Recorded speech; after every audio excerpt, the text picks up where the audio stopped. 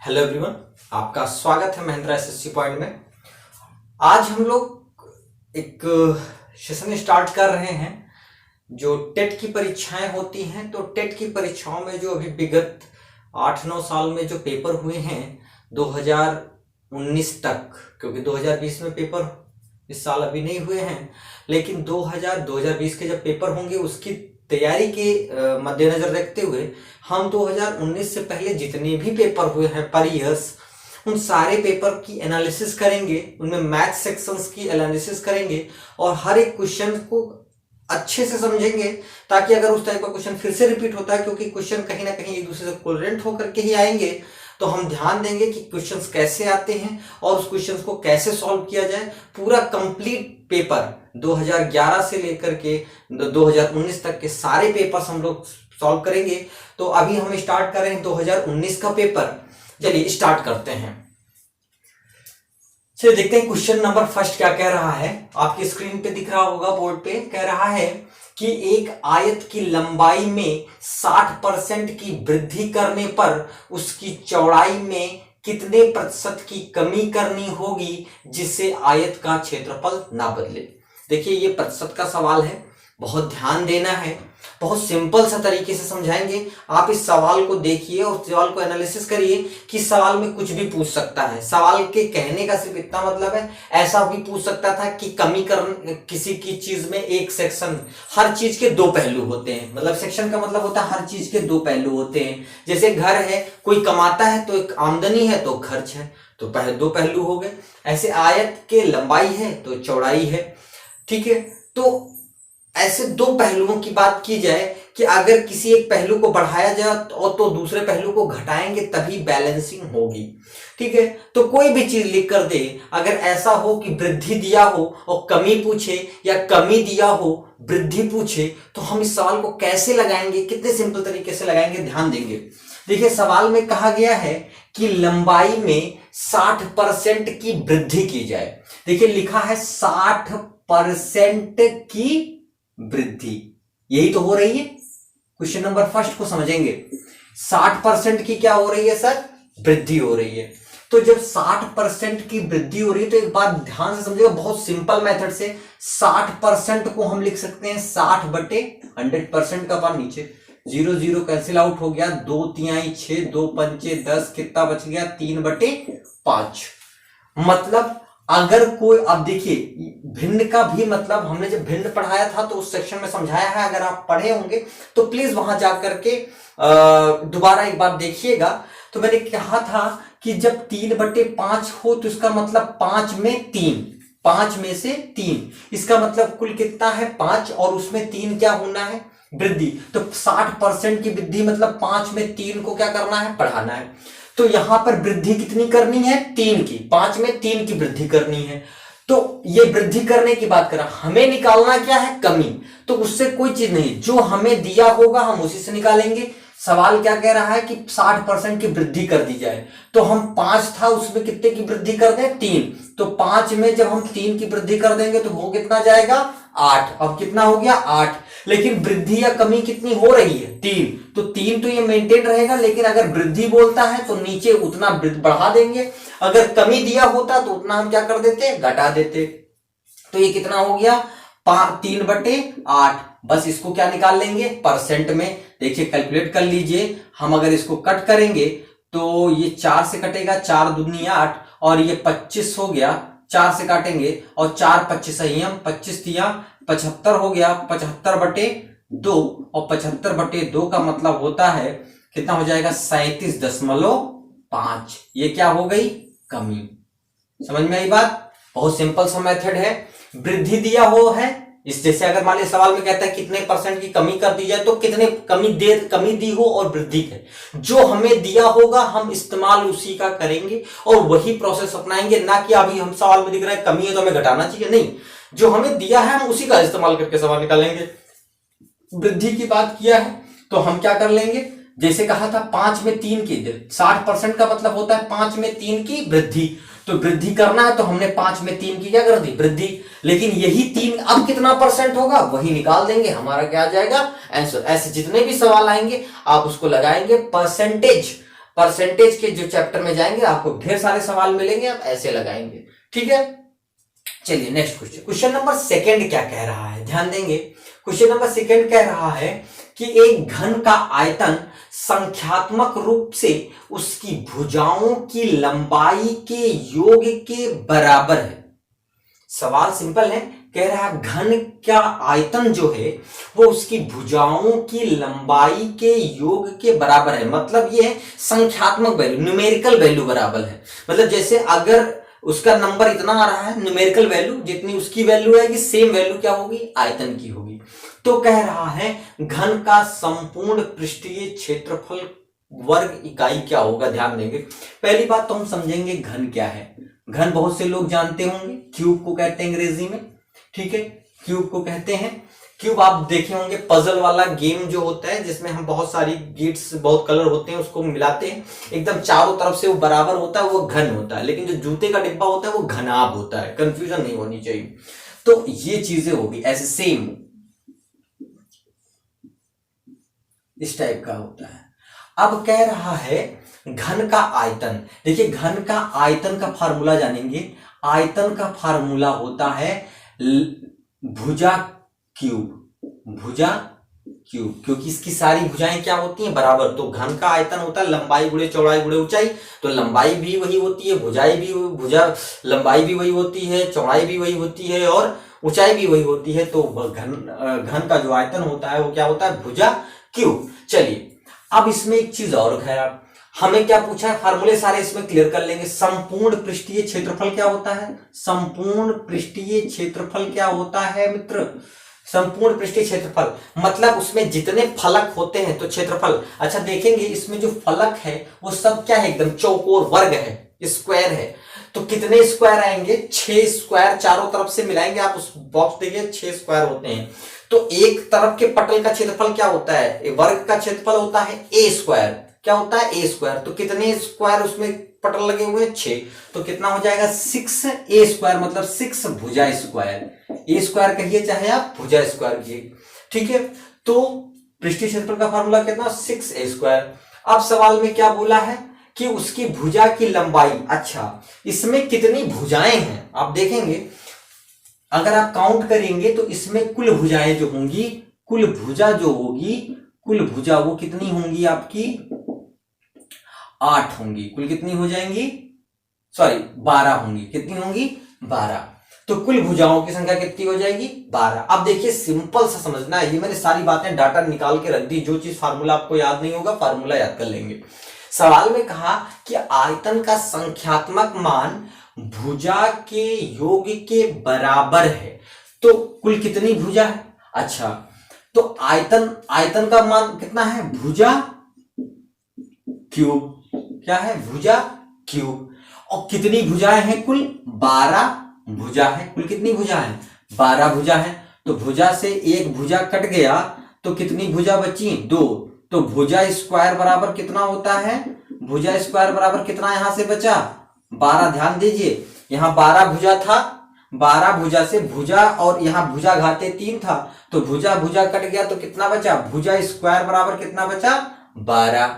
ठीक है, एक सिंपल पैटर्न में चलेंगे। अगर हम इसको समझे ये a क्यूब है, इसको समझे 6a स्क्वायर है और इसको हम समझे 12a, तो इसका मतलब लिखा है 12a बराबर a क्यूब। तो a यहां कट गया, स्क्वायर बचा, तो 12 बराबर हो गया a स्क्वायर। एक तरीके से भी समझते चलेंगे। ठीक है, तो भुजा स्क्वायर बराबर कितना आ गया, 12। यही a स्क्वायर बराबर कितना आ गया, 12। हमसे पूछा गया है पृष्ठीय क्षेत्रफल क्या होगा, तो पृष्ठीय क्षेत्रफल का फार्मूला लिखा है 6a स्क्वायर। तो पृष्ठीय क्षेत्रफल बराबर कितना, पृष्ठीय क्षेत्रफल बराबर कितना लिखा है, 6a स्क्वायर या 6 भुजा स्क्वायर। तो 6 भुजा स्क्वायर, ध्यान समझिए, या 6a स्क्वायर, दो में से कोई बात कह सकते हैं। अच्छा a स्क्वायर का मान दिया कितना है, 12। यहां भुजा स्क्वायर का मान कितना दिया, 12, तो कोई भी रख दिए, 6 गुणे हमने क्या रख दिया, 12। तो 12 छक्कों 72। तो पृष्ठीय क्षेत्रफल का मान कितना आ गया, 72 वर्ग इकाई। 72 वर्ग इकाई। देखिए इसकी वैल्यू जो सवाल में लिखी है ये एकदम फैक्ट रहेगी, क्योंकि इसमें डाटा का इस्तेमाल नहीं किया गया है। इसलिए आप अगर इस बात को दिमाग में रखे रहेंगे तो इसका आंसर हमेशा कितना आएगा, 72 ही आएगा। ध्यान रखेंगे, सारी फार्मूले याद करेंगे, कोई भी बात नहीं समझ में आती तो हमें आप जरूर बताएंगे। चलिए नेक्स्ट सवाल पे चलते हैं। चलिए क्वेश्चन नंबर 3 पे चलते हैं। क्वेश्चन नंबर 3 क्या कह रहा है? कह रहा है कि 2018 में अमित का वेतन 1,26,500 है। कह रहा है वर्ष 2016 में उसका वेतन, वर्ष 2016 से उसका वेतन हर साल क्रमशः, मतलब 2016 से बढ़ा है तो 2016 से 17 तक के लिए कितना बढ़ा? 10%। फिर 17 से 18 के लिए कितना बचा? 15%। और 18 में, मतलब 16 में 10% बढ़ा, 10% से 17 तक रहा, फिर 17 से 18 तक कितना बढ़ा? 15%। और अब हो कितना गया है? 1,26,500। तो कह रहा है कि 2016 में उसका वेतन कितना था। अच्छा, समझने की बात आपको समझे कि जब कभी आप एक छोटा सा मेथड दिमाग में रखेंगे, जब कभी सवालों में परसेंट में वृद्धि कहे, ध्यान से समझिएगा, जब कभी सवालों में परसेंट में वृद्धि कहे तो उस वृद्धि कहे या कमी कहे तो उसको 100 में प्लस करके, और कमी कहे तो 100 में माइनस करके डायरेक्ट इस्तेमाल करेंगे। समझ रहे हैं? मतलब यहां पे हम 10% नहीं निकालेंगे, सीधा 10, 100 में 10, 110 निकालेंगे। 15% निकाल के ऐड नहीं करेंगे, सीधे हम क्या निकाल लेंगे? 115 निकाल लेंगे। तो आप समझने की कोशिश कर दीजिए कि अगर 2016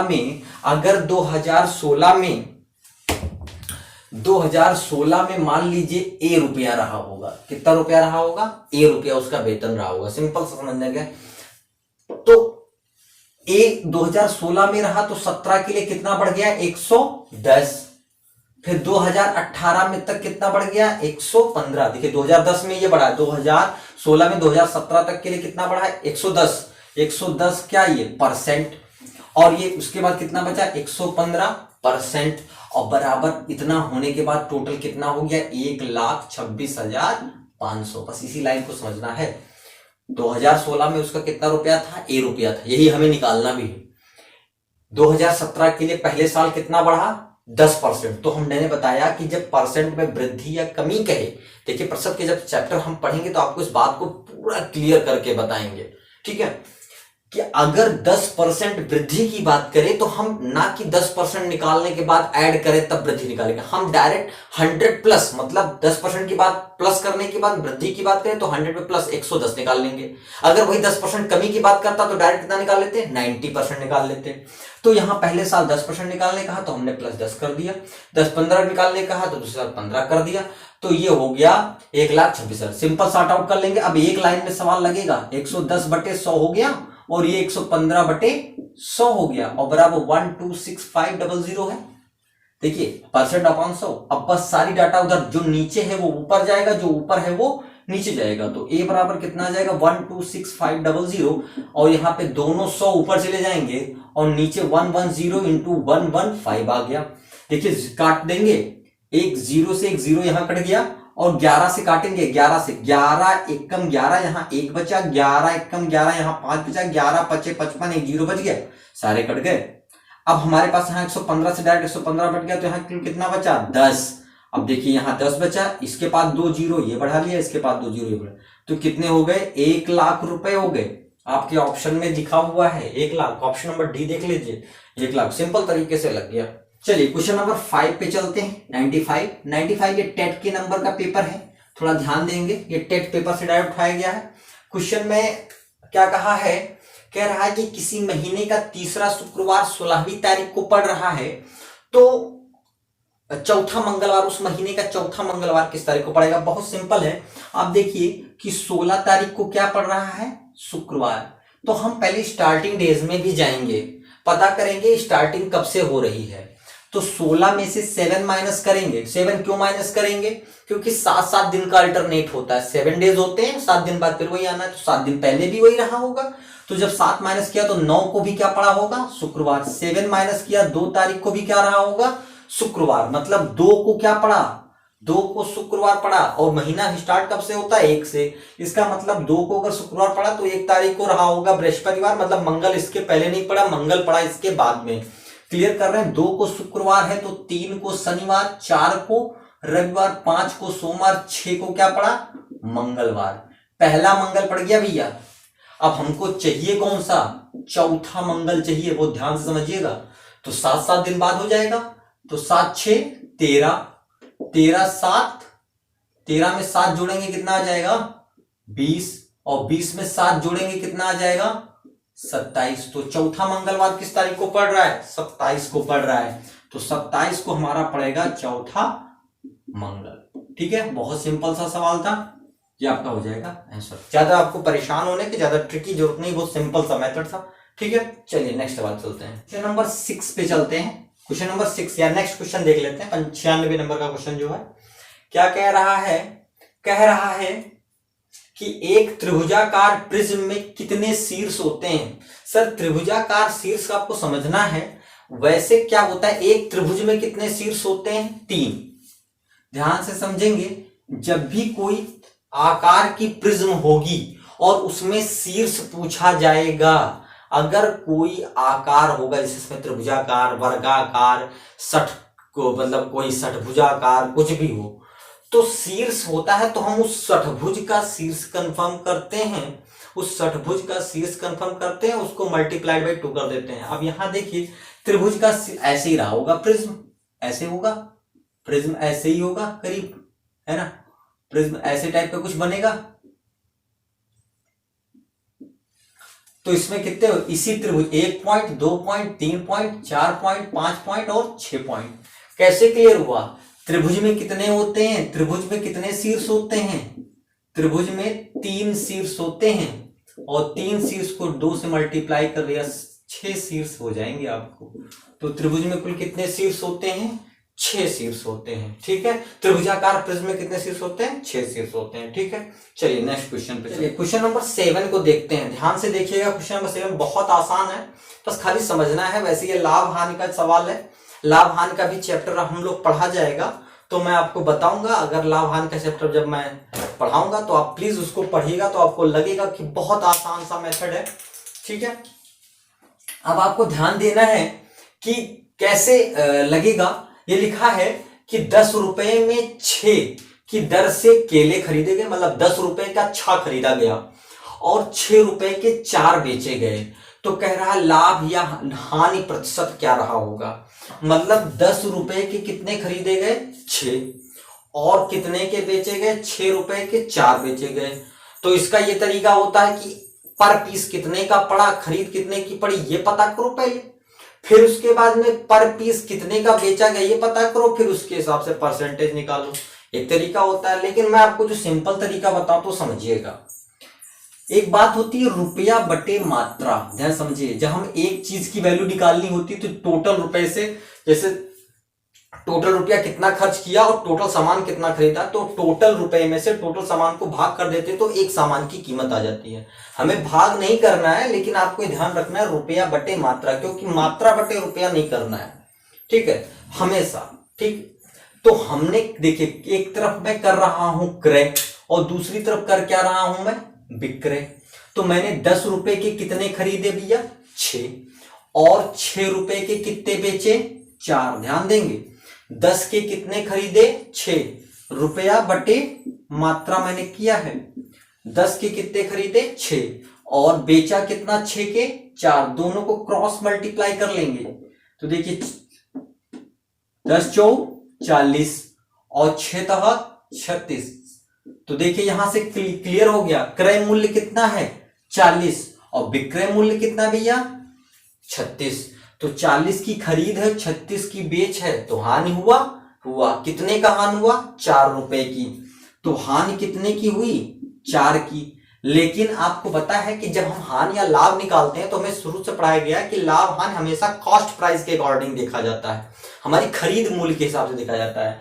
तो 4 रुपए का हानि हुआ, जबकि खरीद कितने की 40। तो ये 4 रुपया 40 का कितना परसेंट है यही निकाल लेना है। तो 4 जो है वो 40 का कितना परसेंट है, जिसका परसेंट पता होता है उसको नीचे लिखते हैं। 40 का पता करना है तो वो नीचे रहेगा, कैंसिल कर देंगे, 4 4 कट गया, कितना बचा यहाँ पे 10%। और ये क्या हुई आपकी हानि, क्योंकि 40 की आपकी खरीद है और 36 की बेच है। सिंपल, बहुत अच्छे से समझ में आया। चलिए नेक्स्ट क्वेश्चन पे चलते हैं, क्वेश्चन नंबर 8 पे चलते हैं। ध्यान देंगे क्वेश्चन नंबर 8 कैसे लगाएंगे।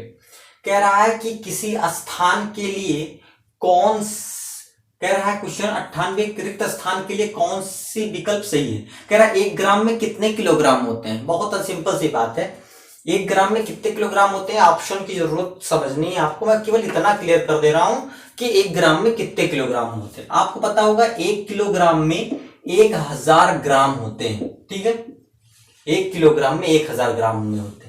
तो 1 ग्राम में कितने किलोग्राम होंगे, 1000 कहां चला आएगा नीचे, तो इसका मतलब 1 ग्राम में कितने हो जाएंगे, 1/1000 ग्राम। देखिए इस चीज को हम कितने तरीके से लिख सकते हैं, बस यही चीज क्वेश्चन में की गई है। हम लिख सकते हैं 1/10³ ग्राम, ऐसे भी लिख सकते हैं। इसको लिख सकते हैं, देखिए यहां 10³ है, इसको जब हम ऊपर ले जाएंगे तो ये जो पावर है इसके साथ माइनस हो जाएगा। ठीक है, तो इसको 10⁻³ ग्राम भी लिख सकते हैं, ये भी लिखा जा सकता है जब ये पावर ऊपर चला जाएगा। चलिए नेक्स्ट देखते हैं। एक तरीका है कि इसको भाग दे देंगे तो 0.001 सॉरी ये किलोग्राम है, किलोग्राम ये किलोग्राम, तो 0.001 किलोग्राम। तो 1 ग्राम में 1/1000 किलोग्राम, 1/10³ किलोग्राम, 10⁻³ किलोग्राम और 0.001 किलोग्राम होता है। तो ये होते हैं इतनी सारी बातें। ठीक है, तो जो भी आपके ऑप्शंस में है, जितने भी ऑप्शन सही है उतना उस पर हम क्या कर लेंगे, टिक कर लेंगे। ठीक है, चलिए नेक्स्ट क्वेश्चन नंबर 9 पे चलते हैं। देखिए क्वेश्चन नंबर 9 क्या कह रहा है, 99 पे ध्यान रखें। कह रहा है 0.01 को परसेंट में बदलिए। बहुत सिंपल है, 0.01 को किस में कन्वर्ट करना है, प्रतिशत में कन्वर्ट करना है। बात समझिए, जब कभी भी किसी डेसिमल वैल्यू को या किसी भिन्न को, फ्रैक्शन को, किसी भी डेसिमल वैल्यू मतलब दशमलव के मान को, जैसा कि दिया हुआ है, या किसी भिन्न को अगर हमें प्रतिशत में बदलना हो तो दोनों को 100 से क्या कर देते हैं, मल्टीप्लाई कर देते हैं। दोनों को 100 से क्या कर देते हैं, मल्टीप्लाई कर देते हैं। अब इस चीज को परसेंटेज में बदलना है तो 100 से केवल मल्टीप्लाई करेंगे। अब ध्यान समझना है कि जैसे ये लिखा 0.01/2, इसका मतलब ये क्या लिखा, वो दो, एक तो मल्टीप्लाइड बाई 100 कर दिए तो ये परसेंट में कन्वर्ट हो गया। किस में कन्वर्ट हो गया, परसेंट में। अब इसको सॉल्व कर लेना है। ठीक है, तो इसको सॉल्व कैसे करेंगे, तो आप देखिए पॉइंट, जब कोई चीज ऐसे लिखी होती है तो डेसिमल के बाद जितनी भी वैल्यू होती है उतने जीरो हम नीचे डाल देते हैं। तो हम इसको लिख सकते हैं 1/1, क्योंकि इसके आगे कोई वैल्यू तो है नहीं, 1/100²। समझ में, 0.0 अभी 1000 को कन्वर्ट किया था तो आपने देखा होगा, तो सेम वही चीज अभी कन्वर्ट होकर के डेसिमल हटाया मैंने तो 1 के साथ 0 आ गया और ऊपर कितना बचा, 1 ही बचा, क्योंकि आगे के 0 का कोई मतलब नहीं था। किसी भी नंबर के बाद के 0 का मतलब होता, आगे के 0 का कोई मतलब नहीं होता। ठीक है, तो ये हो गया गुणे 100। अब ये कितनी बार लिखा जाएगा, पावर 2 होने का मतलब इस चीज को 2 बार लिख सकते हैं, 100 × 1/100 और यहाँ पे 100 लिखा, एक 100 कट गया, बचा कितना 1/100%।